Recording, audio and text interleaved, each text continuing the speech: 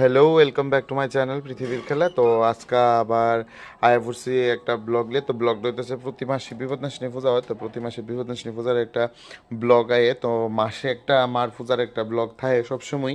তো কন্টিনিউ ওই ব্লগটা আমি প্রত্যেক মাসেই দিই। যারা যারা আমার ফেসবুকে আছো সবাই দেখো। তো পূজার হেন সব কাজকর্ম করা হইতেছে, সব কাজকর্ম চলতেছে। তো দুজনের দিক দিয়া পূজা সাইরা এদিক দিয়ে দুর্গা মন্দিরে যাইতেছে গা। দুর্গা মন্দিরে পূজা সাইরা সারলেই পূজাটা দেখামো।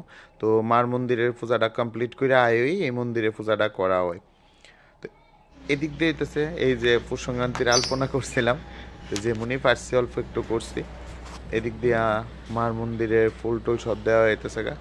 আর মার পুজো আগে যাইতেছে গা, বেশি দিন আর নাই, খুবই তাড়াতাড়ি মা আইতাছে। এদিক দিয়ে ভোগ নৈবেদ্য সবই মার লিগা করা হয়ে গেছে গা। দিদন এদিক দিয়া দিদন সবসময় মার ঘরটা সুন্দর করে সাজায় সাজায় সেরে তারপরে পূজাত বয়। এরপরে মার পায়ে যা হয় ফুল টুল যা আছে সব অর্পণ করে।